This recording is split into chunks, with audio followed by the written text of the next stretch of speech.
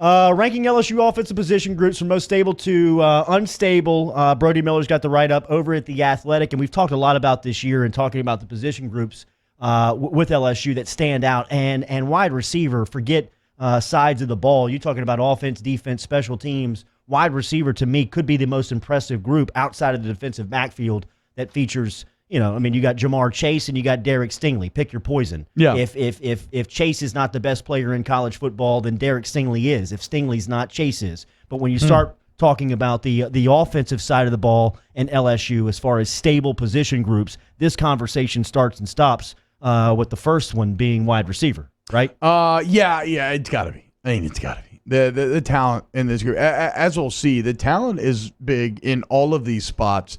It's just that at wide receiver, at some of these other positions, we're looking at more potential, where at wide receiver, you have a great mixture of both proven ability and potential. You have two players returning that broke the single-season touchdown record. Obviously, JaMarr Chase did. Blitnikoff winner, 1780 and 20 TDs. But even Terrace Marshall, despite getting injured, despite having to not play 100% for a lot of the season, despite only having 46 catches, this is kind of crazy to think about. It just hit me now.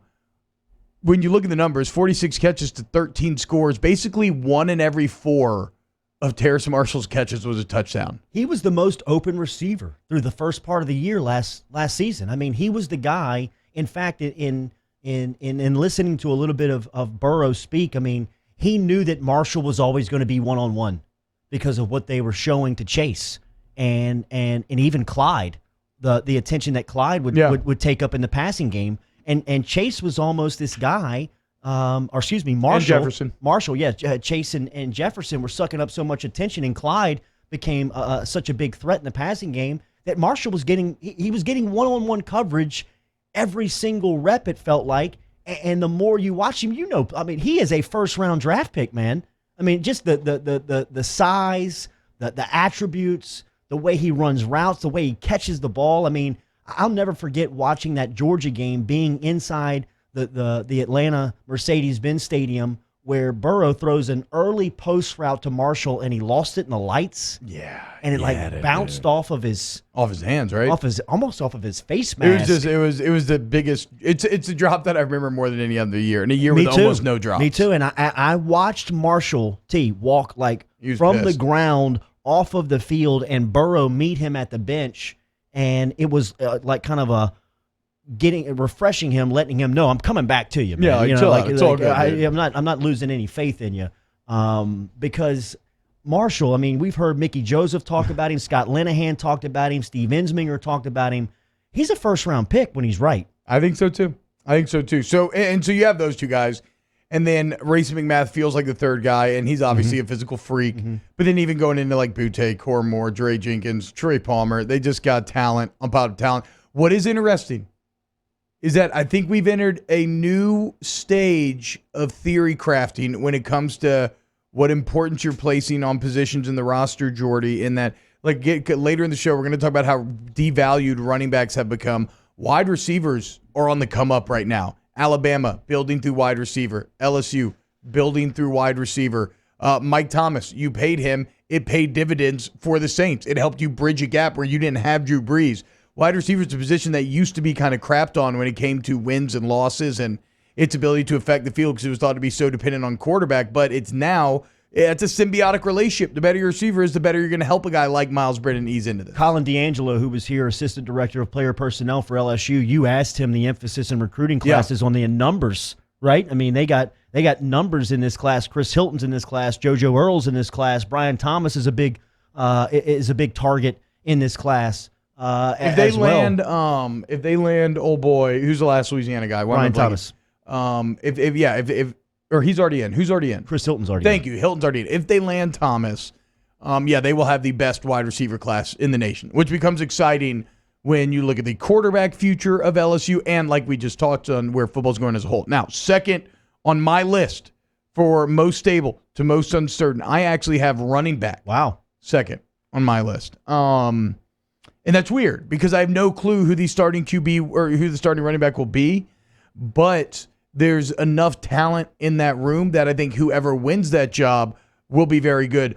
Also, while I love Chris Curry and what he did, and I think he's in line to be your starter early on, after talking to Mickey Joseph and just really extrapolating from just little like crumbs that were sprinkled into some of his sentences, it sounds like John Emery has the potential to be very big next year. You know, the more you think about this question, right, that Brody poses and answers in his write-up over at The Athletic, the most stable to unstable position groups, the more I think about it, the more running back is number 2 because of the question marks that you have around the groups, right? I think that you've got a guy at tight end that you believe in Arik Gilbert. You've got a guy at quarterback that you believe in Miles Brennan. You've got an offensive line that's got a guy like Ed Ingram and Austin Deculus on it, but has question marks surrounding those positions where it just doesn't give you the sense of security to put those position groups behind wide receiver. And I'm with you. I think that running back, because you've got some names there and guys that have played,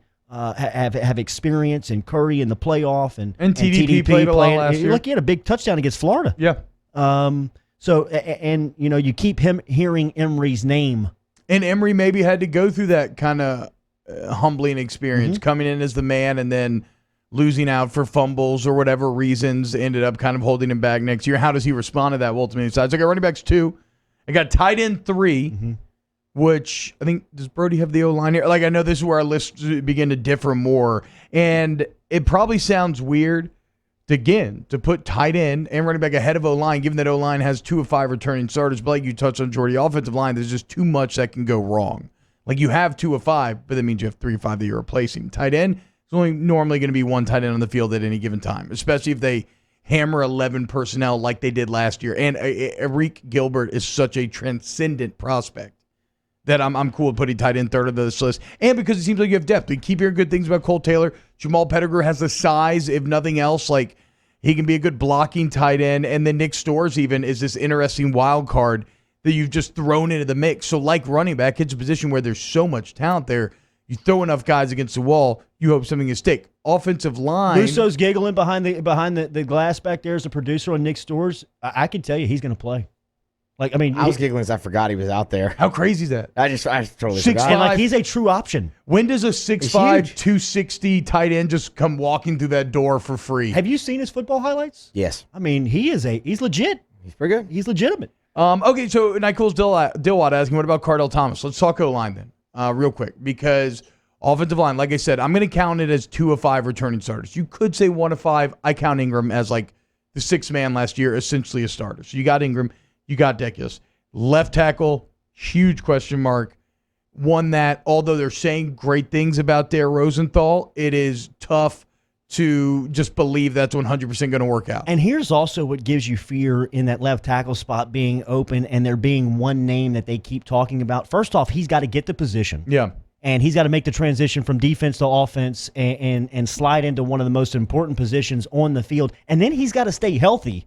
Yeah. For 14, 15 games if you want to accomplish what you really want to accomplish and set out to do this year. Well, I mean, and you got to avoid coaching decisions. You got to avoid these Sadiq Charles coaching decisions where, for whatever reason, last year the coaches just decided not to play Charles in some games. Kind of crazy. The non-conference game. The non-conference game. So you got to have Dare kind of avoid those pitfalls if you can. You saw great improvement out of Rosenthal last season. He played against Texas, so no non-conference. And now you hope that he can continue that growth. And they're saying good things, so maybe he will. Right guard's going to be a battle. I actually really like right guard.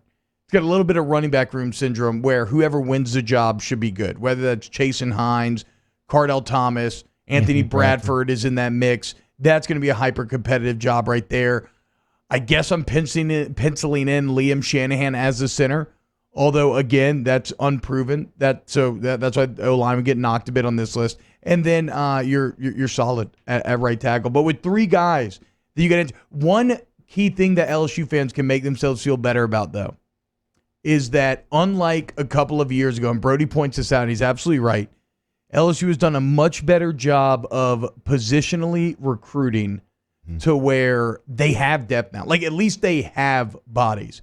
When Coach O and Craig got here, I think they had 11 scholarship O linemen, and then like 3 of them were, like that first spring, they had 8 scholarship O linemen for all of spring. And that is not the case now. Now they got a bunch of guys. It's just a bunch of unproven guys. You got to see who sticks. And then fifth on my list, or do you have anything on O-line? Fifth on my list watch is out for a couple quarterback. of freshman names. Xavier Hill, Marlon Martinez. Thomas Perry was hurt last season. He's a redshirt freshman. Charles Turner's another redshirt freshman. And then Marcus Doomerville was kind of the headliner of the offensive line class here in this 2020 group. No, I'm just saying y'all realizing Dare started multiple games. Yes, that's one of the reasons why you feel way better about him than you would in a vacuum. But it's still, they weren't the biggest games, and it's still, even the games that he played in left a bit to be desired if you're talking about the what you would ideally want out of your left tackle play. And then finally, quarterback. This is just, I think a lot of this, we've talked a lot about the nature of quarterback. I think, depth for sure.